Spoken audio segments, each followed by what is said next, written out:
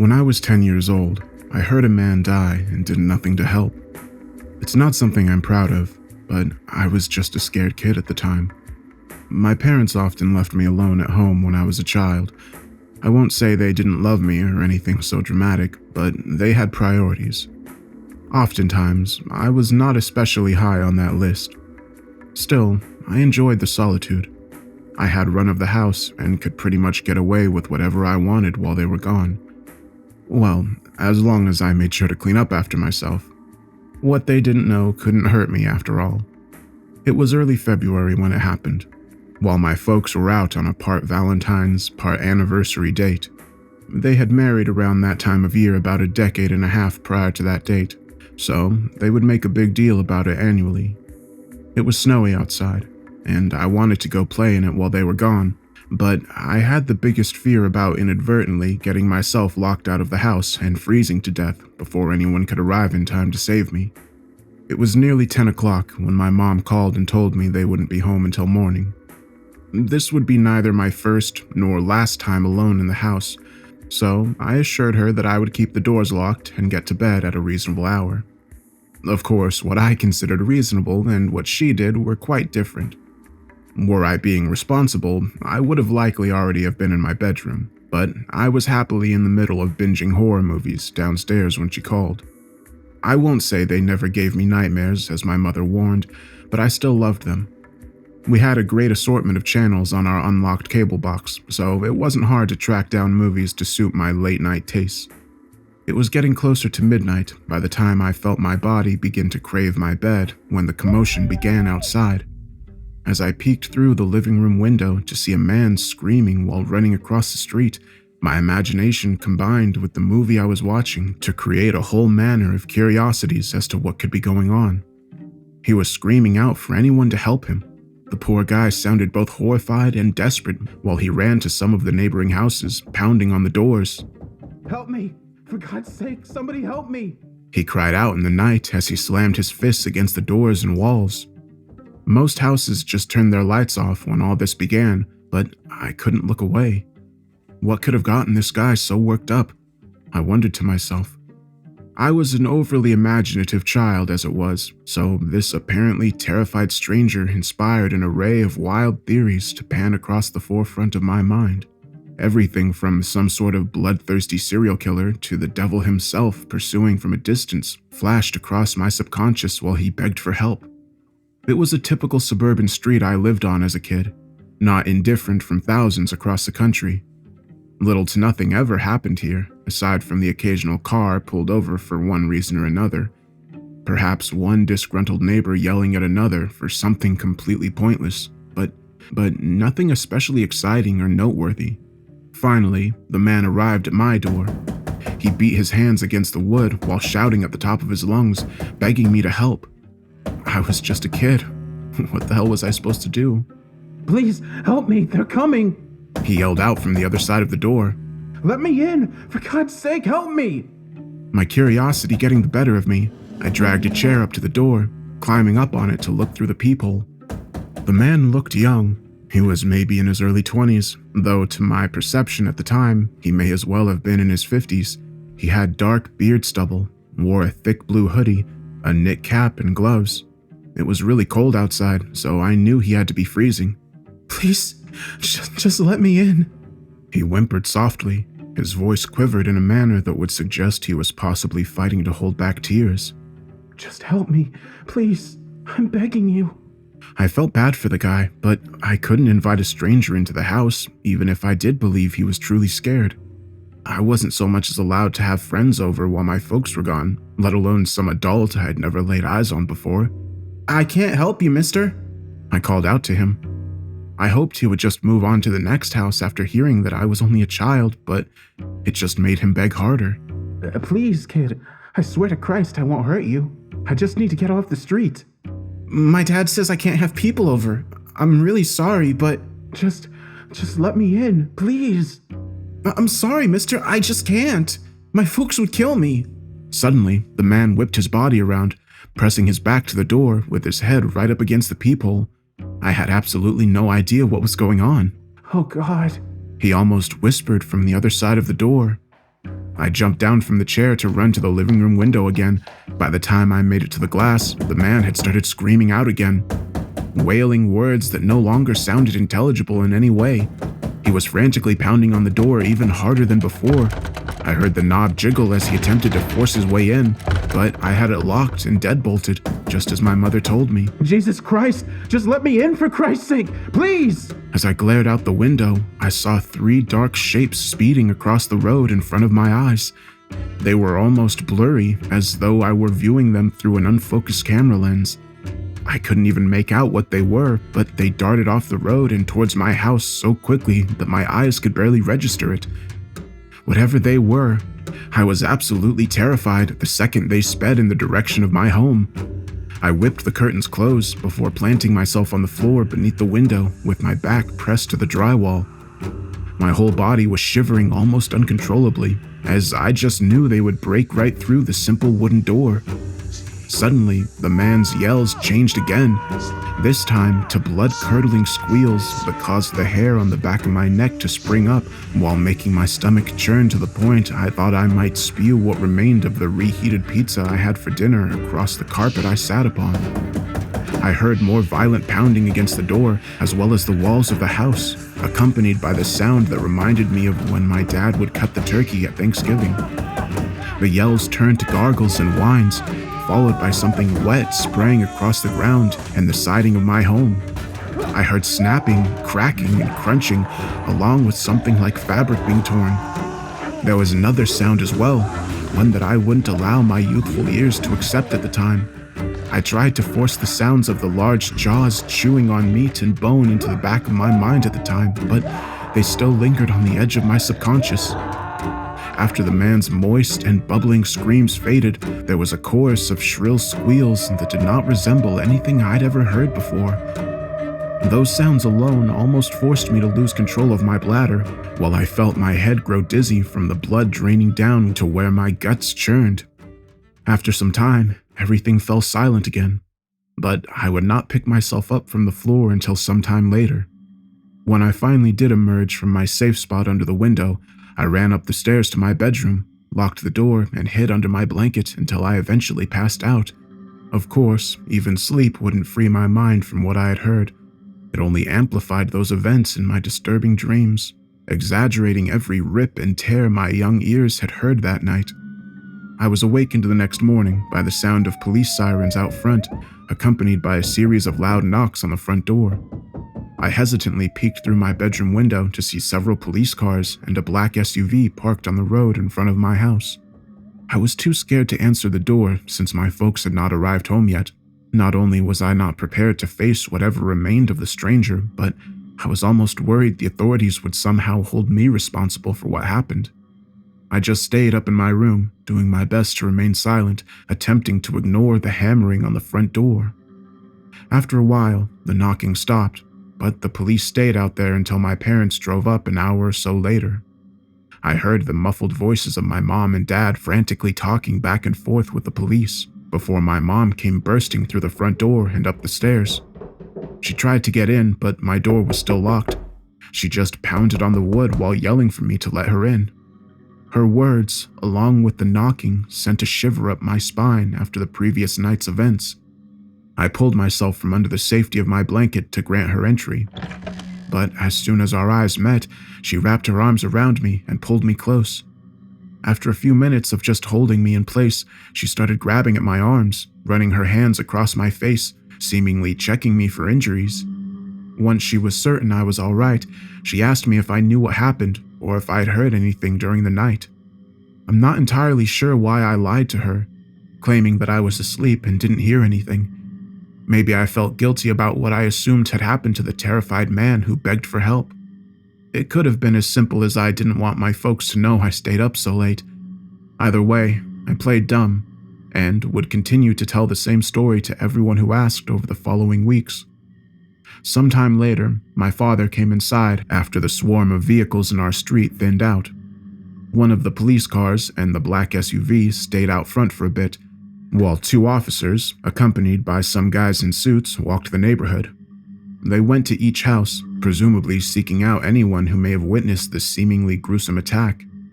It had been a bizarre and unsettling night and day, but I paid it no mind after a few weeks passed. Sure, kids at school spun many a rumor about the murder that had apparently occurred in my street, though a body was never found, only a wide puddle of blood that spread across the front lawn and driveway, as well as the splatter on the wall and door. Some would theorize that it was way more than the human body was capable of holding, but there was a lot of exaggerated tales over the first few weeks. For several months after the man begged to be allowed entry into my home, my parents refused to leave me alone in the house. It was actually quite nice, if I'm being honest. Though I missed having the run of the place a bit, my folks were more tentative than they'd ever been. Yes, I would have to accompany them on plenty of errands that were not to my liking, but I could often twist their arm to buy me something while we were out. As I said before, I would never accuse them of being particularly neglectful. They just never saw the danger in leaving the house, with me as the only occupant until then. Of course, their new outlook didn't last for long. As time passed, they grew more comfortable that there was indeed nothing to fear. That what had happened was a one-time thing, perhaps some freak accident that only occurred once in a lifetime. It was mid-December before I would be left alone again. My parents had a Christmas party to attend with some friends, so they asked if I would be okay on my own. Given the fact I had no desire to be left alone with some babysitter who was likely only a few years older than me, I said I would be fine. Honestly, though I did enjoy them being more attentive over those months, I did miss my solitude. As was usually the case, my mom checked in around 10ish, to which I informed her all was well. She told me they would likely be home around 1, and recommended that I get to bed soon. Of course, I had no intention of hitting the sack until I saw the lights of my parents' Honda rolling into the driveway, but she didn't need to know that. After successfully riding my makeshift Captain America shield down the stairs several times in a row, I decided to just hunt for a good R-rated movie to bide my time until I would have to head up to my bedroom. It was creeping up on midnight when the knocking on the front door pulled my attention away from the movie. Let me in. The voice called from outside. I was stunned, my whole body instantly tensing up as my mind revisited the stranger who was left as nothing more than a bloody pool across the front lawn. My father had ended up having to repaint the front of the house as the stains would not wash off. Even the concrete driveway still wore a few marks that would not clean up. Come on, kid. Let me in. I turned the volume up on the movie in an attempt to block out the voice. Help me. Save me. Let me in. The voice called out, growing louder by the second. It wasn't as though he was shouting, more like his vocal tones elevated in the same way I had to turn up the sound on the TV. Hesitantly, I crept over to the window to peer outside. I saw no evidence of anyone or anything. The whole neighborhood appeared to be at rest, but I still heard the man behind the door. Just let me in. I won't hurt you. I promise. I quietly carried the same chair over to gaze through the peephole. I froze in place after I accidentally bumped wood to wood while attempting to position my prop. I know you're in there, kid. Let me in, please. Once more, I climbed up to glance through the small, circular hole to see nobody there. Only the deserted lawn and lightly crimson-stained driveway. Come on, kid. You can save me. You know that, right? I could see not the slightest sign of anyone or anything. I even attempted to look downward through the tiny circular spyglass, theorizing someone may be crouched down, though the voice sounded as though it was coming from just beyond where I stood. I tried to convince myself that I had simply eaten way too much candy or had possibly knocked myself senseless while sliding down the steps. After a few more minutes of the invisible stranger muttering from behind the door, I decided to just turn off the TV and head to bed.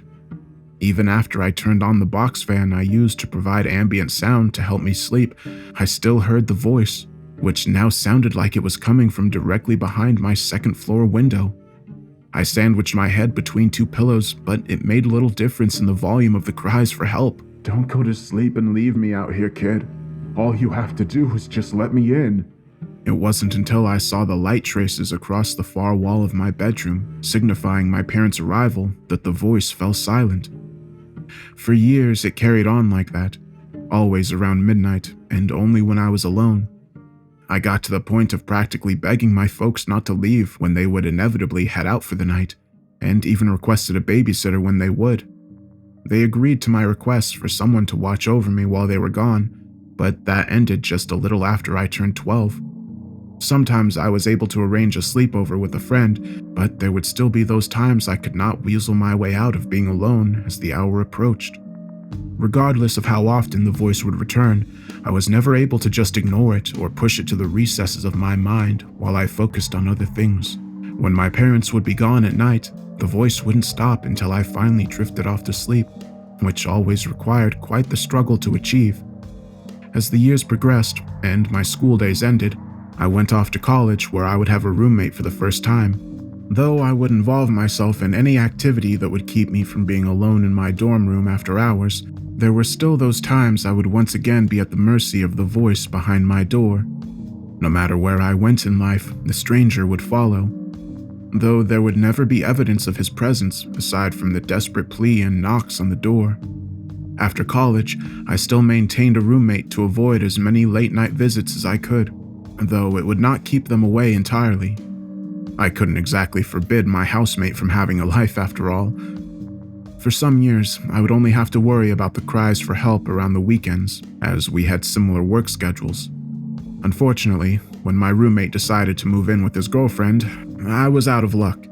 Sure, I attempted to get another roomie, but my erratic and desperate behavior freaked out most interested parties. So every single night after my housemate moved out, the knocking and screaming came. No matter how hard I tried to ignore it, the volume would crank up higher and higher every damn time. I even tried checking into a busy motel for a night, hoping that the crowded hallways would keep it away, but no. As long as I was alone in my room, the pounding would begin again around midnight without fail. For months, I fought against my slipping sanity, but I could never block it out. Earplugs? Nope. Headphones with blaring music? Nope. Nothing would keep the man's begs for help from reaching my ears. I would just scream myself out sometimes, perhaps from the burgeoning madness of it all, or just the hopelessness of being unable to escape it. Finally, after far too many sleepless nights to count, I couldn't tolerate it anymore. As many times before, I gazed through the peephole to see nobody there, though the calls and knocks still echoed through. With a heavy sigh, and a racing heart that felt as though it would crack through my sternum, I wrapped my trembling fingers around the doorknob and pulled it open. My jaw practically fell onto my chest when my eyes met the shredded figure before me. Half of his face had been torn away, leaving a reddened skull, with strips of meaty tissue where skin once lay. His left arm had been ripped from the shoulder, and it was hard to differentiate the bloodied muscle and bone from the clumped threads of the shirt and hoodie that remained. His gut was splayed open, with oozing intestines hanging to the ground in a scarlet pool, and both of his legs were a gruesome combination of moist ground beef and bone, with little holding them together. Somehow, his right arm was the only part of him free of any manner of injury, which he still held outstretched in front of him, with his fingers balled into a fist in preparation to knock once more. "Thanks, man," he said, trying to smile with the one side of his face that still had the ability to do so. "You're a lifesaver." We just stared at one another for a moment, before he just dropped to the ground before me. With a series of snapping and squishing sounds, his body twisted and compressed, curling and folding while it smoked, bubbled and popped, shrinking down and dissolving into the fuzzy welcome mat and concrete pavement surrounding it. Within seconds, all that remained of the stranger, who was only visible through the open door, was no more than a charred crimson stain on the ground. I kicked at the damp mat that still wore the marks of many dirty feet, combined with the new red and burnt black, to find nothing more than stains hidden beneath it. Though my mind was reeling and my mouth still hung agape, I strolled across the pathway that led away from my house, nudging the mat towards the garbage can that stood at the end of the driveway. I picked up the carpeted sheet, which was no longer embossed with a welcoming greeting to those who may approach, only segments of what was once lettering in between the gruesome blotches. I held it by the lone, unblemished corner, studying it with my upper lip upturned in disgust before dropping it into my trash bucket. I stood outside, staring back at my house with my head in a daze. Could that really be all I had to do to put an end to this madness? Would my nightly visits finally be over? I began to cackle like a crazy person, the pure insanity of what had tortured me for years almost causing my fragile mind to fracture. I paced back up to my open door, feeling as though my remaining marbles may indeed be rolling out of the confines of my noggin for good. Before I could reach the entry to my home, I heard the sound of frantic movement from behind me. I whipped around to see 3 shadowy figures approaching me from across the street, the same creatures I had seen that night. I screamed at the top of my lungs, hauling ass back through my doorway, slamming it shut behind me. I quickly flipped the deadbolt latch and pressed my back to the door, while the creatures rammed into it on the other side. The violent collision with the meager slab of wood almost knocked me to the carpet. I could feel my chest heaving while my pulse throbbed beneath my skin. Every inch of my trembling goose flesh felt as though it was lined with cold sweat as I gasped for air. Horrible, wailing howls blended with something that resembled the sound a wood chipper might make if someone were to toss 50 pounds of frozen food into it, squalled from outside. For one reason or another, they did not attack the actual door again after the initial slam from the quickly ceased high-speed pursuit. I had no doubt, were they to attempt to force their way in, my simple locks would not keep them at bay for long. I glanced through the peephole again to see the trio just pacing back and forth, their figures dark voids in the night. Each of them were quite large, easily 2 or 3 times the size of a normal person. The only thing I could make out in the shadows that were their bodies were the 3 pairs of enlarged eyes glowing a vibrant orange. Once I finally managed to somehow gather my bearings while realizing that yet another sleepless night was ahead of me, I drew my largest kitchen knife from the rack beside my stove, sat on the couch, and just stared at my front door, still trembling from head to toe. Of course, I had no idea if the paltry blade used for preparing meat would provide any defense at all, but it was better than nothing. I just held my fingers tightly around the hilt like a safety blanket while praying that they would not attempt to force their way inside. At some point, I must have fallen asleep. I awoke to find myself slumped across the couch, with the blade having slipped from my fingers, lying on the floor next to where I slept. I was still groggy and somewhat achy from my uncomfortable sleeping posture, but I was instantly aware that there were no sounds coming from outside. I could only hope that the creatures had moved on, though I was quite reluctant to investigate. I hesitantly pulled my door open to reveal nothing but the stained concrete behind it. I still felt on edge for the rest of the day, but nothing else appeared out of place while I went on about my daily grind. Sure, I would practically jump out of my skin any time I heard an unexpected sound, but I hoped things had returned to normal. Well, normal for my life anyway. It wasn't until I was on my way home, after dining with some friends after work, that I understood the new troubling situation I would be forced to endure. The sun began to set while I drove back to my house, something that never made me nervous before. Not until midday anyway. By the time I arrived on my street, the world was illuminated by the subtle glow of the moon, as well as the street lamps lining my neighborhood. It was then that I started to hear the howls again. I darted my eyes to the rearview mirror to see the trio of shadows speeding at me from behind. I slammed my foot to the floor, causing my Nissan to speed faster across the road to my house than I ever would have dared before. I was terrified at the idea of kids playing on the street or absent-minded drivers drifting into my lane, but I had to outrun those things and reach the safety of my home. I skidded into my driveway, feeling my right tires lift from the ground as the left one spun to a halt, tearing into the grass and dirt of my front lawn. My heart was hammering against my chest again while I sprinted to the front door.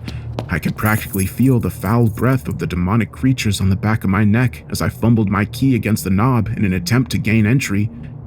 I dared not look behind me until I finally achieved access, stumbling across the threshold and falling to the floor. I just skidded back across the carpet and thrust my foot against the door, slamming it shut. I quickly rolled over, reaching my shivering hand up to latch my lock, just as I heard and felt the hard slam of the monstrous creatures beginning another night of their atrocious wails calling from outside. This is how I live now. I never stay out after dark, no matter what. I feel a panic attack building up whenever I see the sun begin to recede for the night, whether I'm safely behind walls or not. I don't date, I don't socialize, Those things only lead to the possibility of being unable to put a door between me and my stalkers when night falls. I can't say mine is a happy existence, but I'm alive. I wonder sometimes if I had allowed the stranger entry the first time he begged for it, would I be where I am now, or would he have transferred this curse to me sooner? Somehow, I doubt I'll ever have answers, but there has to be a way out of this, right? If you take nothing else from this tale, just remember this. Yes, you don't know me. I have neither described myself, nor have I shared much about who I really am. You may not exactly know it's me, but should I ever come knocking on your door after dark, no matter how hard I beg, no matter how much I cry, do not even acknowledge me. And for God's sake, don't let me in.